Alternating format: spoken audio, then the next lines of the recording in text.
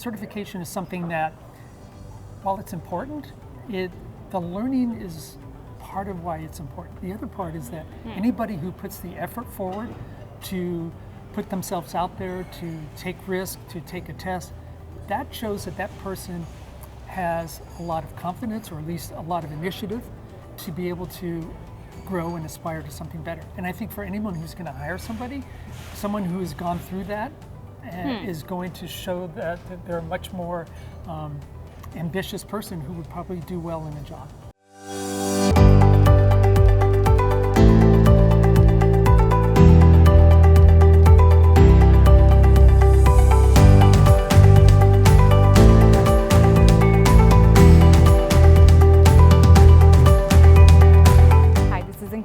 From USA Wine Ratings, and I'm with Peter Marks, Master of Wine, one of our judge at USA Wine Ratings. So before we start, how was your day? Oh, it was great. I love judging wines because you're exposed to so many different things. And True. We had a great variety of wines. Can I say that it's more like a small education day for you, because you get to learn so many regions, you get to learn so many varietals? Can I say that? Absolutely. You never stop learning. That's my motto. And today was another great day of learning. Amazing. So when we talk about education and when we put Peter Marks in front of it, I know that you have been in this sector for a very long time. So give us updates on what is happening globally in the wine education sector. Well, wine education changed dramatically during the pandemic. You know, once that happened, there were a lot of people who were out of work, so they transformed into becoming students because there was Correct. nothing else to do. And True. during that time, wine education went online. There was always some evidence of online learning, but it transformed the whole way to teach. New learning management systems, new way to interact with students, and that's what has been growing that side of the business. It's so dynamic now. It still does not replace in The conventional method of learning. Yeah. That's always the best, but it's become much closer in that regard, given all the tools that are available today. So we can say that technology basically has transformed it Exactly. into a big way. That Yes. it makes it, making it more accessible, making it more easy, Yeah. making it more convenient Yeah. for you to take it. And also be able to give feedback and interact with not only your instructor, but your students. You know, have communities and chat rooms that you're able to learn up from each other. So we know that you're on this side of the table where you teach, where you become a faculty of so many students. So tell us about, apart from the technology aspect of it, what are the fresh and the new innovative teaching methods that you have adopted when we are talking about such broad range of students, from novice to somebody who is 1 to 2 years old in the business? What are your teaching ways? I think that, other than new technology to be able to enhance their learning, like feedback and be able to have instantaneous response, but it still gets down to driving the passion. And the way you drive passion in wine is to relate your experiences, to tell stories. And one of the things that we do at Napa Valley Wine Academy, in addition to doing online learning, we take people on trips. You know, we invite them out to Napa, where they do so-called boot camps. We do trips to different parts of the world. In fact, I'm hosting a trip later this year to the Rhone Valley. Wow. And that's really immersive training where people really get to feel and taste and understand the culture, the history, and the wine from where we're visiting. So that's, to me, that is something that is indispensable for one's learning. So I think the tangibility of aspect of the teaching that we are talking about, where the conventional way still supersedes the technology way. I right? agree. Yeah, sure. Because that makes it more convenient for you to learn, that Right. makes it more experiential for you to learn and adopt. And I think that's the best way, when you learn it, experiencing it Exactly. and not Yeah. memorizing it. And virtual or online learning can give you a good introduction to that. It can also, set the background and set the frame for what you're going to learn later on. But when you visit regions, that's the best of both worlds.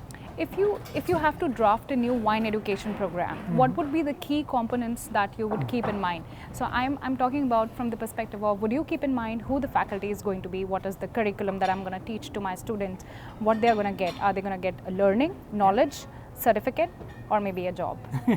Well, it'd be great if they get all of that, right? I'm sure, yes. Everybody aims for that.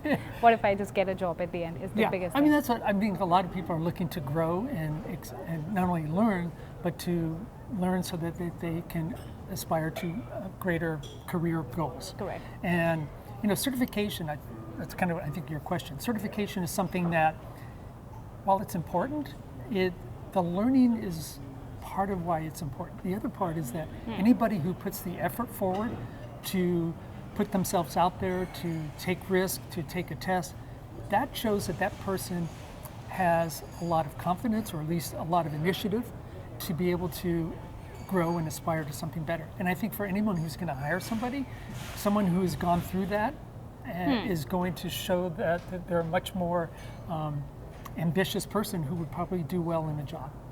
So whether you have the credential or not, I think is not as important as the passion that person shows. The knowledge that you have acquired, yeah. that the implementation of the knowledge that you are doing offline and someone who's not online. afraid to go and learn more.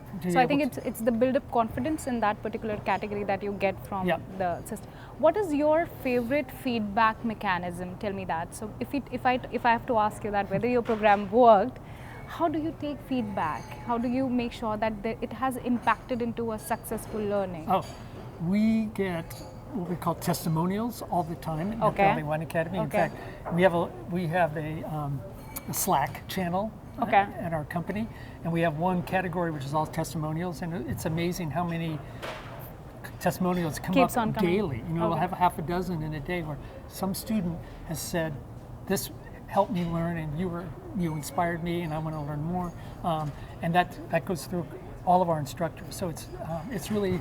It's what I call the psychic paycheck, so to be able to, to be able to feel that you've helped somebody along the way is what we're here for.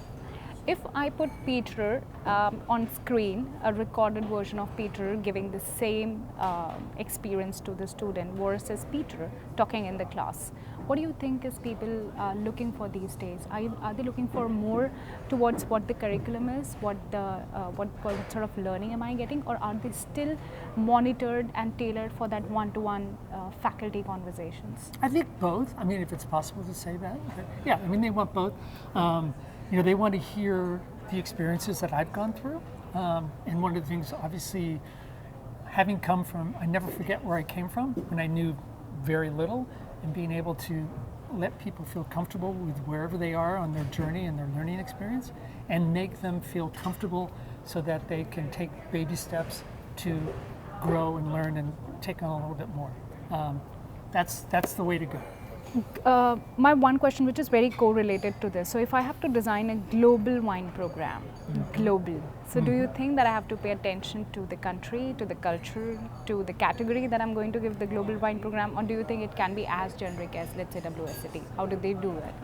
So do you still think that I have to make sure that I pay attention to who my end country is, culture is, when I'm thinking about a global wine program? Yeah, I think, absolutely. I mean, one of the things that's interesting nowadays is that the wine styles and trends have become much more immersed. Cohesive, I would say. Yeah, yes. so if you taste Chardonnay from California or Australia or New Zealand and sometimes even European countries, they can taste the same. But if you understand the why and how that happens, then I think, and that's partly understanding the history, the culture, the winemaking, the terroir, climate, all of those things, it makes it understandable, it makes it interesting, and it makes you want to know more. Does old school and the degrees hold the same value as we were discussing, as the experience that you get? Sure, yeah. Any experience you can get is good. I don't, and people sometimes fret over, is this the right program for me or this isn't? Correct. Whatever, sometimes some things are not available to you, but if you can get some experience in tasting wines and learning about wines, that's, it's better than none. And that's what I would say.